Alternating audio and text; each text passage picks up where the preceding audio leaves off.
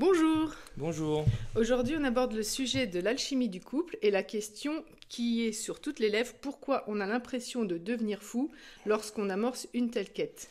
Est-ce vraiment qu'une impression? Nous allons essayer d'y répondre.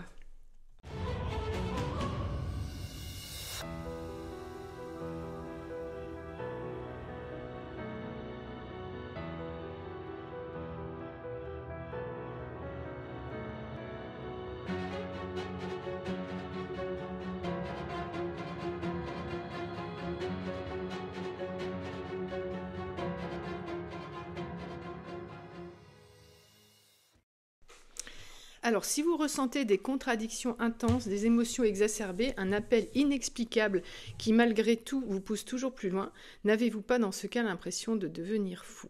Aujourd'hui, nous allons aborder la question du doute dans le cheminement spirituel et dans le développement personnel. Pourquoi on a l'impression de devoir parfois passer par des moments d'isolement? Pourquoi lors de ces périodes, on a aussi l'impression que notre entourage nous croit complètement fous? Est-ce justifié ou pas? Pourquoi nous vivons, lorsque nous sommes dans ce parcours, plus ou moins tous les mêmes épreuves?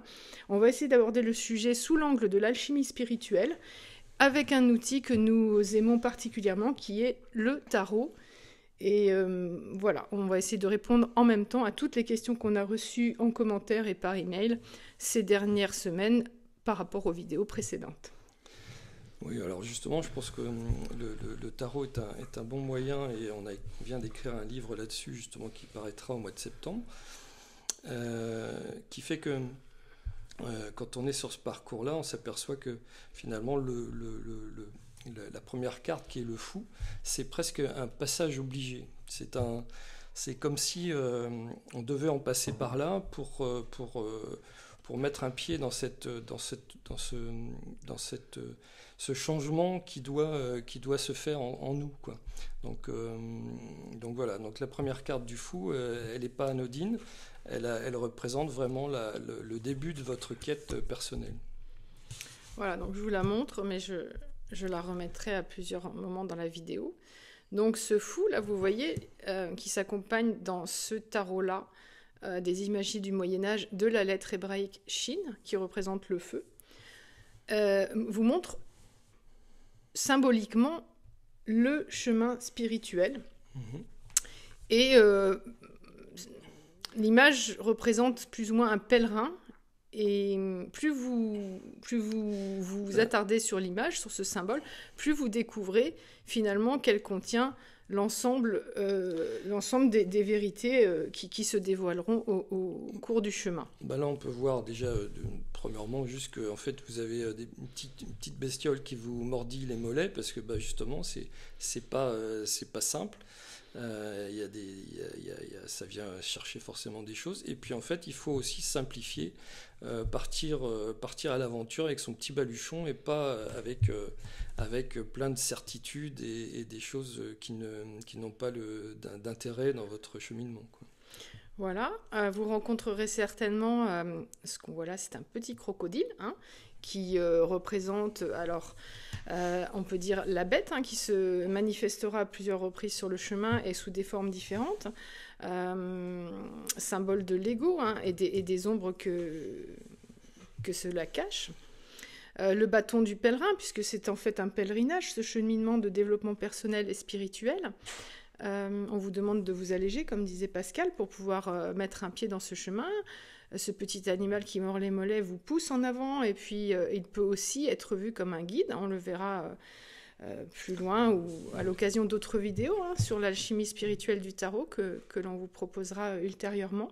Donc voilà, aujourd'hui on vous parle de ce fou, parce que, et bien évidemment vous l'avez compris, on parle de la carte du fou, puisqu'il faut être un peu fou pour mettre un pied dans ce cheminement, n'est-ce pas? Et pas devenir complètement fou. Voilà, après, il va falloir être rigoureux, quoi qu'on en dise, et pas, comme on peut le dire de manière plus commune, barré.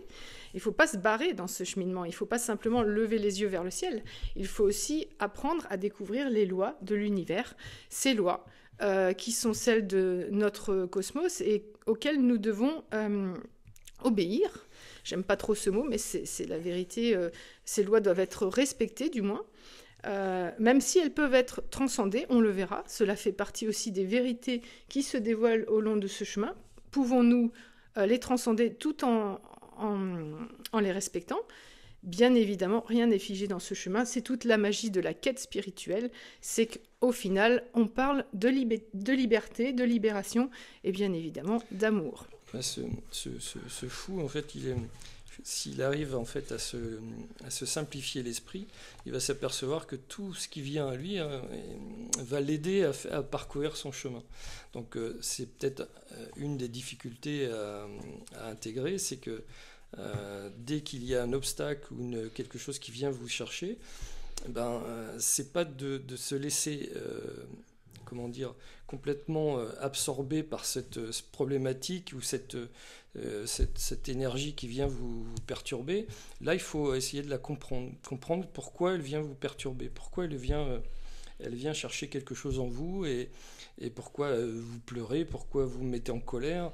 Voilà, en fait, l'autre vient vous montrer que vous avez peut-être quelque chose à comprendre à ce niveau-là. Alors, quand on parle de l'autre, c'est pour les personnes qui cheminent en couple. Oui. C'est ça l'alchimie du couple. Mais l'autre, ça peut être aussi, quand tu dis l'autre, ça peut être aussi les personnes qui croisent notre chemin. Par exemple, sur le chemin de Compostelle, le pèlerin, il croise d'autres pèlerins, et puis il y a des confrontations d'idées, de points de vue, et c'est cela qui fait avancer, c'est le contact avec l'autre être humain qui vient vers vous comme un effet miroir, vous montrer ce qu'il vous reste à éclairer en vous, dans votre temple intérieur, pour mieux vous comprendre. Donc l'autre, que ce soit un amant, une amoureuse, une femme, un homme, un ami, peu importe, cet autre vient vous aider à éclairer votre lanterne, à éclairer les zones d'ombre qui ne sont pas encore mises en lumière en vous. Oui, quand on disait qu'on a l'impression de devenir fou, c'est parce que souvent on a du mal en fait à comprendre pourquoi telle ou telle personne vient réveiller quelque chose en fait. Et qu'on ne peut même pas en parler en fait à qui que ce soit, ou les gens ne nous comprennent pas parce qu'en fait ils ne sont pas forcément dans cette démarche. Et donc on a l'impression de devenir fou, effectivement. Sachant que la majorité des gens qui en fait vivent leur quotidien sans se poser de questions n'ont pas vraiment envie d'éclairer leurs ombres. Donc n'ont pas envie que la lumière, la vérité, la quête viennent mettre en lumière des zones d'ombre qu'ils ont mis très longtemps à se cacher pour pouvoir survivre dans ce monde de dualité. Il n'empêche que les personnes qui sont en quête de sens, elles cherchent à éclairer leurs ombres. Donc elles vont à contre-courant. C'est pour cela qu'elles ne trouveront pas, et pendant un bon moment sur leur chemin, des personnes qui sont prêtes à dialoguer dans ce type d'échange. Les dialogues entre deux personnes qui ne veulent pas aller chercher en elles leur zone d'ombre sont très simples. C'est « je me cache, tu te caches » et on fait semblant qu'on n'a pas vu que l'autre se cache. Et on se joue une pièce de théâtre l'un l'autre. Et si on s'entend bien parce qu'on veut jouer la même pièce de théâtre, on deviendra amis. Or, quelqu'un qui est sincèrement en quête ne va pas vouloir se jouer une pièce de théâtre éternellement, ou s'il le fait, du moins, c'est qu'il est encore inconscient des mécanismes qu'il a mis en place. Donc, il ne voudra pas forcément les laisser en place, il va être attentif à ce que la vie va lui envoyer comme signe pour faire sauter ses œillères. Et donc, il va vouloir rencontrer des gens en face qui sont dans la même démarche. Voilà pourquoi il y a très peu de gens aussi qui sont dans cette démarche cette démarche intérieure. En fait, c'est de l'alchimie intérieure. Et donc, il faut accepter d'être souvent un petit peu isolé, malheureusement. C'est qu'une illusion, on ne l'est pas vraiment. Mais il faut accepter que des fois, on n'a pas le même point de vue que l'autre. Et même entre pèlerins, on n'a pas tous les mêmes points de vue parce qu'on n'est pas tous au même moment en train d'éclairer les mêmes zones d'ombre. J'ai envie de dire, si vous ressentez de la souffrance des fois dans certaines situations que vous rencontrez, là, ce qui peut vous soulager, c'est vraiment de comprendre que vous êtes vraiment... il faut dépasser un peu... acquérir cette conscience-là des choses pour pouvoir en fait accepter que des fois, quand c'est dur, finalement, c'est pour vous aider à aller plus loin, quoi. Donc c'est important d'avoir cette vision-là de votre cheminement, parce que c'est ce qui va vous aider à traverser un peu la rudesse du chemin, quoi. Donc rassurez-vous, être dans une quête de sens et avoir l'impression de devenir fou, ce n'est pas un paradoxe, c'est même un passage obligé. Vous êtes appelé tel le fou du tarot. En fait, le fou du tarot, lui, comme on l'a montré tout à l'heure, il est appelé. Il ressent l'appel de l'énergie de vie qui le pousse hors des sentiers battus. Donc, c'est pour ça qu'on l'a appelé le fou. Donc, il est prêt, le fou, à s'aventurer dans l'inconnu, à lâcher prise sur ses certitudes pour embrasser une transformation profonde. On fait une petite parenthèse aussi pour les couples qu'on appelle plus communément couples de flammes jumelles. Parce qu'en fait, ils font de l'alchimie de couple, de l'alchimie du couple, hein, les flammes jumelles qui se mettent ensemble sur à entamer ce cheminement. Eh bien, en fait, ces personnes vont passer, si elles sont vraiment en quête, par les arcanes du tarot. Donc, elles vont commencer par les arcanes mineurs, hein, pour équilibrer les 4 éléments. Parce que les arcanes mineurs, on l'a dit dans notre livre, et vous pourrez le lire quand il sortira, ou assister à des ateliers qu'on fera, je pense, au mois de mars ou au mois d'avril. Mais les arcanes mineurs vous apprennent déjà à équilibrer les 4 éléments. Les couples, les deniers, tout ça représente les éléments terre, eau, et puis les bâtons et les épées, le feu et l'eau. Ce qui permet, en équilibrant ces 4 éléments, d'avoir plus d'ancrage. Donc forcément, que les expériences un petit peu douloureuses, ça vous permet de mieux les affronter et de mieux les passer. C'est-à-dire qu'une fois que vous avez bien bossé les arcanes mineurs, donc vous avez équilibré les 4 éléments en vous, alors pour ceux qui sont plus à l'aise avec les principes spirituels asiatiques ou hindous, vous pouvez aller étudier les 4 éléments également en Ayurveda. Ou en médecine chinoise, mais eux ils en ont 5 en médecine chinoise. Mais en Ayurveda, c'est pareil, vous allez voir si vous êtes plus Kapha, Pitta, Vata. En fait, c'est pour équilibrer les éléments en vous. C'est de l'alchimie. On commence par ça, et c'est pour ça que ça s'appelle les arcanes mineures dans le tarot, c'est parce que tout simplement, c'est le travail de base, quoi. C'est les classes, quand vous faites vos classes au service militaire, vous commencez par répéter des gestes et des entraînements assez basiques. Au tarot, vous commencez par les arcanes mineures, vous équilibrez les 4 éléments. Et vous pouvez le faire, comme je le disais, en médecine ayurvédique, en médecine chinoise, voilà. Peu importe sous quel angle ou par quelle porte on entre dans l'alchimie interne, il y en a plein des portes. Le but, c'est d'abord d'équilibrer les 4 éléments en soi. C'est pour ça que Luc Besson a fait un film qui est culte aujourd'hui, qui s'appelle Le 5e élément. C'est que pour trouver l'amour universel, l'amour inconditionnel en soi, il faut effectivement passer par cet équilibrage des 4 éléments. Donc, comme disait Pascal, une fois que c'est fait, vous passez plus facilement. Alors, ça se fait en simultané. Vous n'avez pas complètement équilibré les 4 éléments quand vous passez les arcanes majeures, mais vous, en tout cas, êtes mieux préparé. Surtout que, en général, celui qui, comme le fou, est appelé dans ce jeu du tarot, il va passer par la première étape, le battleur. Et le battleur, si vous regardez sur sa table, et dans ses mains, en fait, en tout, il vous présente des objets qui représentent eux aussi les 4 éléments. Donc, lui, il est peut-être prêt à jouer avec ces éléments pour commencer à aller un peu plus loin dans la quête.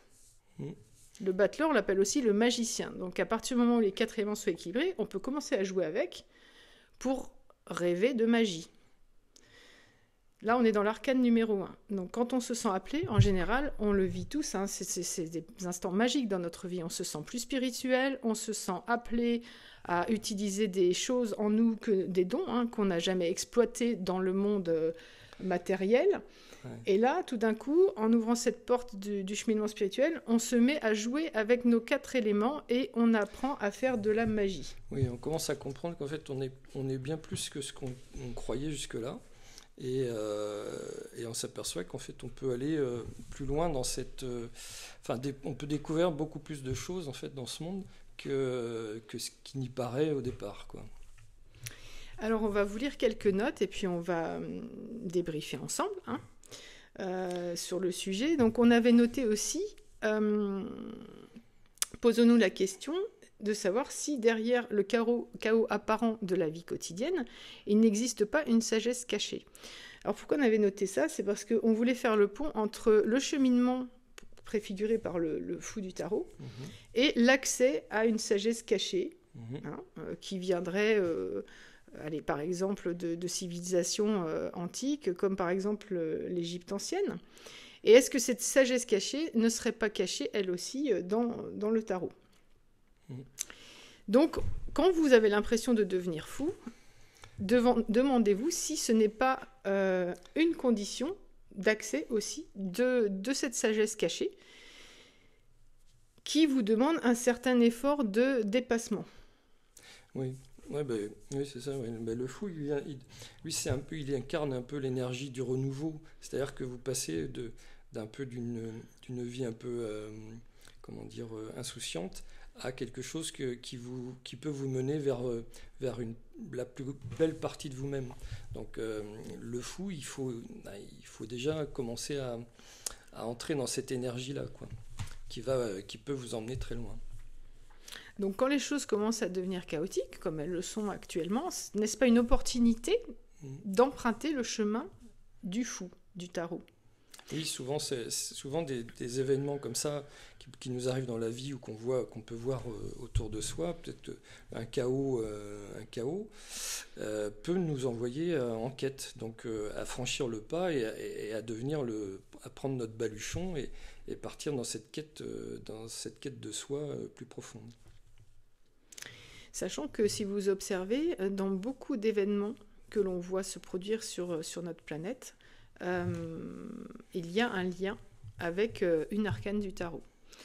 Alors je vais faire le lien entre, par exemple, ce qui me vient là, c'est justement le 11 septembre. Je me souviens m'être dit à plusieurs reprises que c'était la représentation exacte, ou très similaire, de l'arcane numéro 16, la Maison Dieu. Si vous regardez l'arcane numéro 16 de la Maison Dieu dans le tarot Rider-Waite, qui est plus un tarot utilisé par les anglo-saxons, mais qui est très connu, moi je l'utilise beaucoup aussi, eh bien là, vous voyez que la carte et le 11 septembre représentent le même phénomène, en fait.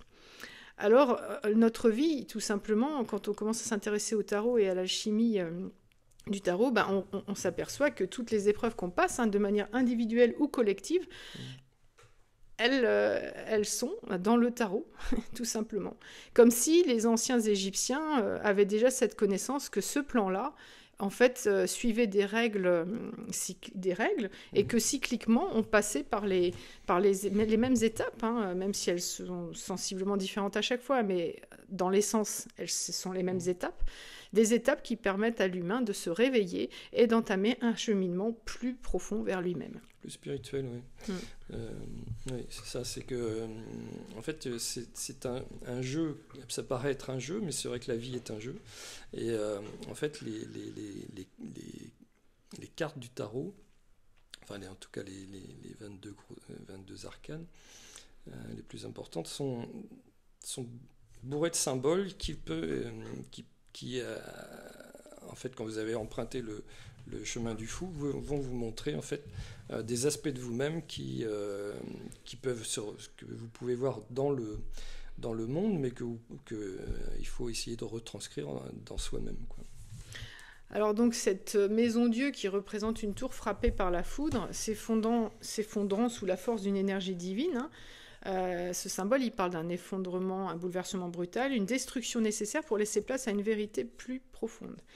C'est exactement ce qu'on vit aussi quand on fait une rencontre de type âme jumelle ou autre, mais celle-ci, c'est un bon exemple parce que justement les gens, il y a une alchimie qui se passe entre deux personnes et tout s'effondre. En fait, toute leur certitude s'effondre. Et ce qui est vraiment compliqué parce que pour pouvoir vivre une histoire d'amour, en fait, une vie, pour pouvoir construire une vie commune ensemble, ces deux âmes vont finalement devoir laisser s'écrouler toutes leurs certitudes pour pouvoir rebâtir de zéro. Et vraiment, la maison Dieu, en fait, représente une étape de ce que ces deux personnes vont devoir vivre. Mais ça représente aussi ce que tout alchimiste va vivre à un moment de son cheminement, l'effondrement de toutes ses certitudes. Oui. Oui, de toute façon, c'est un passage, à un moment, on va être obligé d'y passer, parce que, de toute façon, c'est comme des étapes, quoi. Si à un moment, on n'arrive pas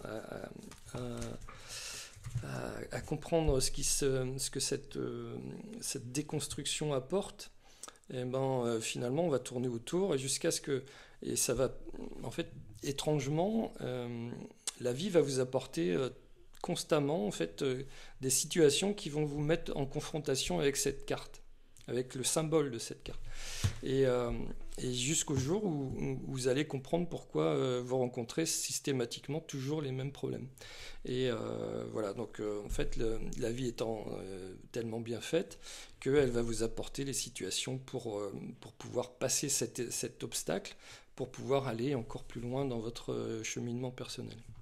Et si on regarde bien la carte, en fait, on s'aperçoit que il faut vraiment accepter la déconstruction. Là, les deux petits personnages se laissent fracasser au sol parce que c'est nécessaire pour pouvoir aller plus loin dans le chemin. Oui. On ne peut pas aller dans ce chemin... Alors, déjà, le fou vous le montre, hein, il a un baluchon, il n'y a pas grand-chose dedans, il s'est défait de beaucoup de certitudes. Hein, certitudes apprises durant tout notre parcours d'avant. Jusqu'ici. Et jusqu'à ce que ce ne soit même plus suffisant et que la vie lui demande de déconstruire encore plus. Donc c'est un peu ce qu'on vit actuellement, hein, et si on a fait cette vidéo pour dire vous devenez fou, est-ce normal? Quelque part sur ce chemin, sur ce parcours, oui, c'est un peu normal. On vous demande de laisser tomber toutes vos certitudes, tout ce que vous avez cru vrai. Un peu comme lorsque Néo dans Matrix prend la pilule rouge, hein. Il suit le lapin blanc jusque dans le terrier, comme Alice au pays des merveilles, et il va devoir laisser tomber toutes ses certitudes et voir la vérité qui se cache derrière l'illusion de ce monde. Oui, parce qu'au départ, c'est quand même assez troublant, assez difficile de se retrouver dans quelque chose de beaucoup plus simple, puisqu'il se retrouve dans un monde qui est quand même pas du tout aussi comment dire... complexe que la matrice. Complexe que la matrice. Et forcément que là, il y a un petit passage qui est quand même compliqué, mais il a quand même tous les éléments pour pouvoir avancer autour de lui, et entre autres Trinity, qui fait qu'il va aller de l'avant, et jusqu'au jour où il va se libérer de ce fameux Smith qui va l'embêter tout le long du chemin. C'est vrai qu'en parlant de Trinity, dans le tarot, justement, il y a cette notion de féminin qui vient toujours chercher le pèlerin. On le voit pas encore, le féminin, dans le fou, hein, parce que on voit surtout un animal qui lui mord les mollets. Mais n'est-ce pas justement un des aspects de ce féminin, ce petit animal qui lui mord les mollets? Je vous dis ça parce que dans plusieurs tarots, vous le verrez dans notre livre. Pourquoi je dis ça? Et puis dans nos ateliers aussi. On va peut-être faire... on parlera peut-être d'autres cartes dans les vidéos suivantes. Je vais juste faire une petite parenthèse avant de reprendre le fil de notre thématique. Quand on vous a montré le battleur tout à l'heure, et l'arcane suivante, c'est la papesse. Alors je crois que j'avais noté quelque chose, ou tu avais noté quelque chose à ce propos. Méditez bien sur cette carte, parce que c'est la deuxième arcane. Donc c'est-à-dire que le fou, quand il entame ce cheminement du tarot, il passe par l'étape du battleur, hein, qui joue avec les 4 éléments, pour apprendre à devenir un magicien, hein, comme le roi Arthur avec Merlin apprend. C'est un apprenti, il va apprendre à devenir un vrai magicien, ce qui le conduira à sa royauté, à sa souveraineté intérieure, hein, si je puis dire.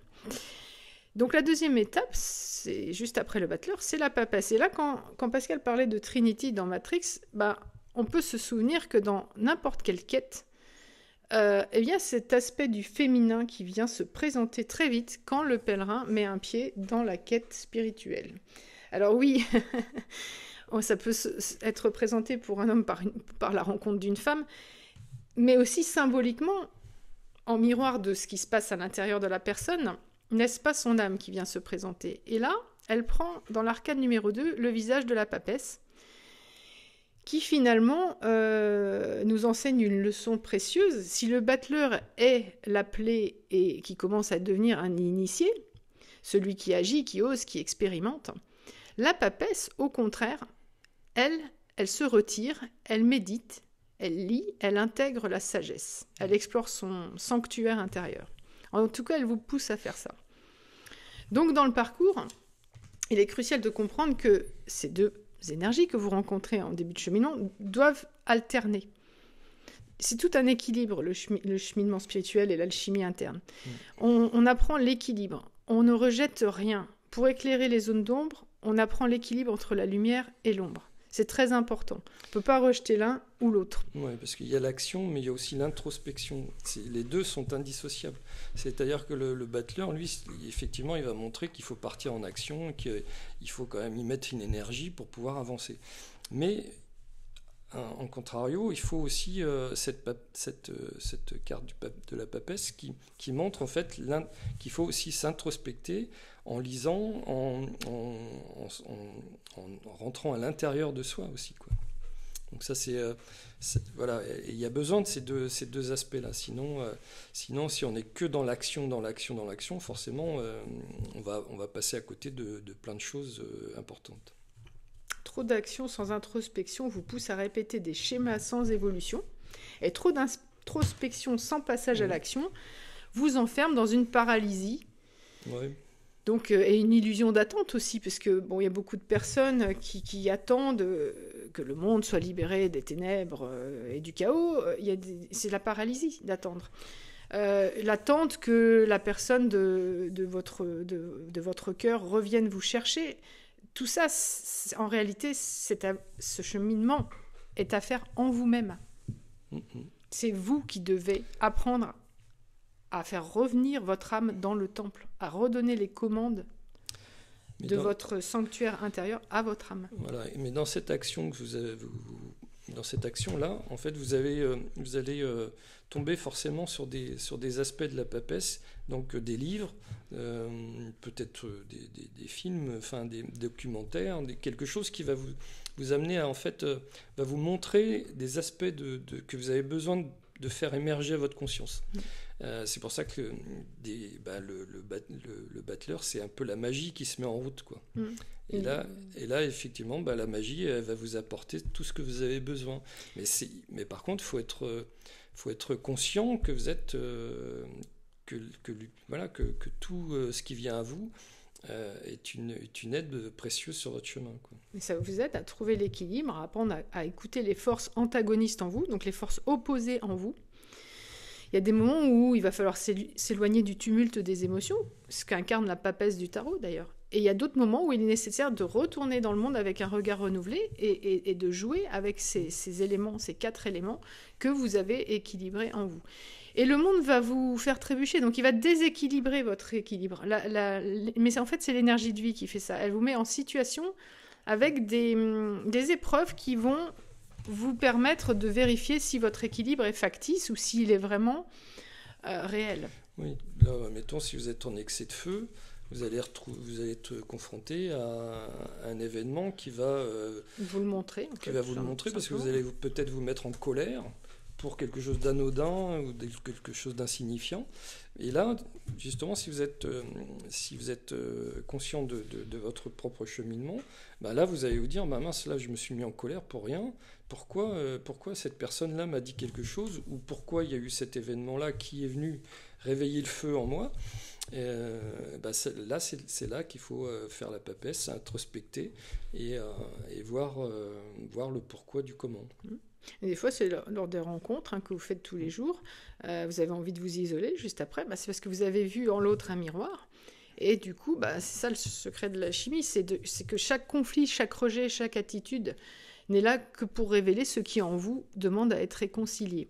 Donc l'union véritable commence par une unité intérieure, en fait. Et c'est ça qu'on trouve dans le tarot. C'est le secret de l'union véritable et de l'unité intérieure, par l'équilibre des opposés, des forces opposées. Oui, mais cette sagesse-là, elle vient de très loin, bien sûr, et elle est enseignée dans tous les coins, toutes les régions du monde, de manière différente, avec des noms différents, mais c'est exactement la même chose. En fait, cette sagesse-là, elle est immuable et elle est là, à la portée de la main, mais effectivement, il y a des fois, il faut sauter un obstacle pour pouvoir être pleinement sur ce chemin, quoi.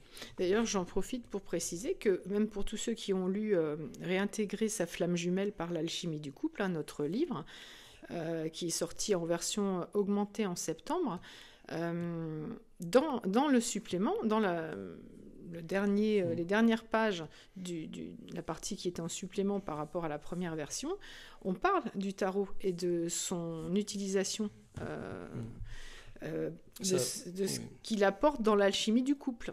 Oui, parce qu'on était en train en parallèle, on était en train de travailler justement sur ce parcours-là avec le tarot et les arcanes majeurs. Et donc, en fait, voilà, on commençait déjà un petit peu à en parler. Plus qu'un petit peu, ça fait quand même 10 ans qu'on remarque quand même que dans le tarot, les étapes correspondent à ce qu'on vit en alchimie du couple, en alchimie tout court, peu importe comment vous abordez l'alchimie, que ce soit en couple ou en solo.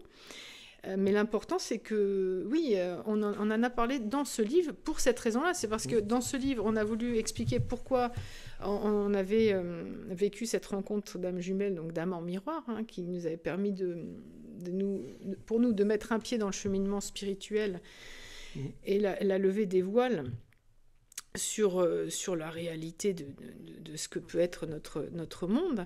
Mais en même temps, c'est 10 ans après qu'on peut faire le bilan de pourquoi on a réussi à lever ces voiles-ci, pourquoi pas cela, et en tout cas ce qu'on a réussi à faire ou à être, comment on a réussi à passer ces épreuves-là, ça on a pu le dire que 10 ans après, donc on l'a rajouté dans la nouvelle version du livre en supplément, et vous verrez qu'on vous parle du coup dans ce supplément de la quête qui est contenue dans le jeu du tarot et qui vient de la connaissance des anciens Égyptiens et même au-delà de ces périodes. Alors je vais vous lire un extrait d'un livre qui nous a beaucoup plu, parce que on est tombé dessus récemment grâce à une personne que l'on connaît qui travaille dans les bibliothèques.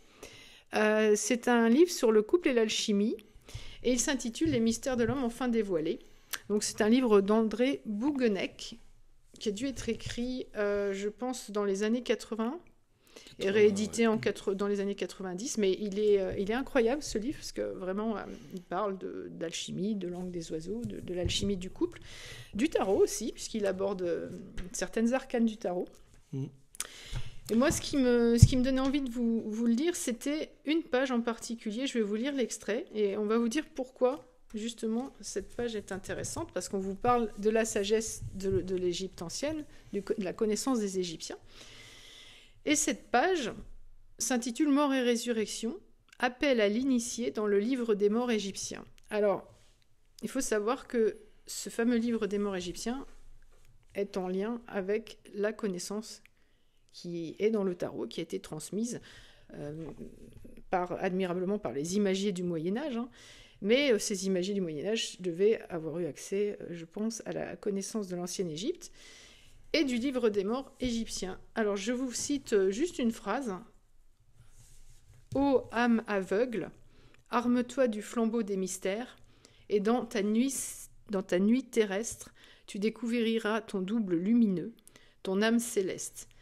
Suis ce guide et qu'il soit ton génie, car il tient la clé de tes existences passées et futures. » Alors là, on revient, c'est ça qui est drôle, à la notion de double lumineux, la notion de se réveiller, de partir en quête, de chercher à découvrir ce double lumineux, notre âme céleste, et de suivre ce guide, car il détient la clé de nos existences passées et futures. Donc la clé de ce que nous sommes hors du temps, hors de l'illusion du temps et de l'espace. Alors ça, c'est drôle parce justement, on en revient au fou du tarot. Alors j'essaie de le retrouver. Vous vous souvenez, on vous parlait de la lettre hébraïque Shin qui est inscrite sur la carte. Ça, c'est le tarot des imagiers du Moyen-Âge. revisité par Oswald Wirth, grand ésotériste et mystique.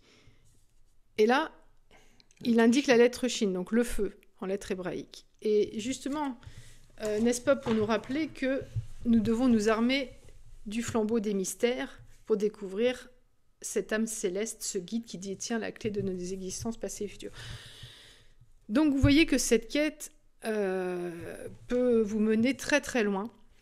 On ne va pas développer tout ça aujourd'hui, mais petit à petit, vous pourrez le découvrir par vous-même. Hein. Dans le prochain livre qui sortira en septembre, il y a beaucoup il y aura toutes les clés pour comprendre le tarot. Pour comprendre le tarot et vous comprendre vous-même. Voilà, c'est vrai.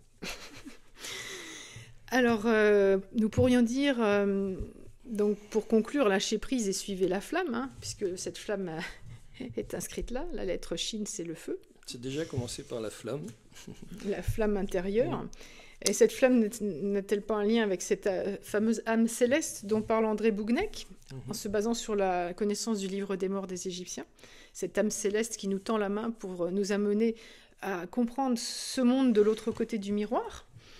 Donc moi, ce que j'aurais envie de dire, c'est n'ayez pas peur d'entamer la démarche du fou.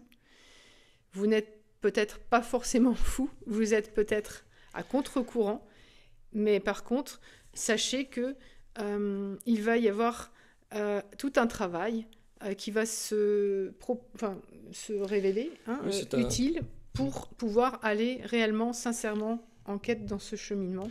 Oui, même si ça peut peut-être faire peur parce des fois on est obligé de lâcher certaines choses qui nous rassurent, mais derrière il peut y avoir d'énormes cadeaux pour vous-même. Et je crois qu'il faut, quand on a la foi dans ça, en fait il peut rien arriver. En fait il y a toujours des solutions, il y a toujours des choses qui se passent qui font que on peut continuer notre cheminement. Donc en fait il faut pas avoir peur de ça.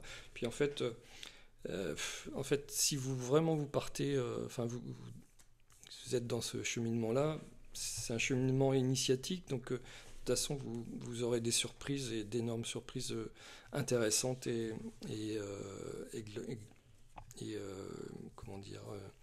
glorifiantes pour votre être profond, quoi. Et sachez que j'ai envie d'ajouter une chose, ne soyez pas pressés, faites-le tranquillement, à votre rythme, parce qu'en réalité, au-delà de l'illusion de l'espace et du temps, vous avez l'éternité pour terminer cette quête, ou pour la commencer. Donc, rien ne presse, et voilà, c'est tout ce que je voulais dire. Ouais, donc, je pense que là, on a évoqué effectivement quelques aspects du chemin du tarot, mais on fera certainement d'autres vidéos sur d'autres cartes qui pourront aussi vous apporter certaines clés sur votre propre cheminement. Voilà. Et que voilà, nous avons fait cette vidéo parce que quand tout semble s'écrouler, c'est en réalité une opportunité de reconstruction. Donc, et trouver un sens dans ce chaos apparent qu'on peut avoir autour de nous. Mais effectivement, quand on emprunte ce chemin-là, ça donne du sens même à ce chaos. Donc voilà, n'hésitez pas à accueillir ce qui vient à vous. Est-ce qu'on peut vérifier qu'on avait abordé toutes les thématiques? On regarde nos notes en même temps. Je crois que c'est bon. Ouais. On reviendra, donc, comme disait Pascal, pour des vidéos sur cette alchimie interne et le tarot.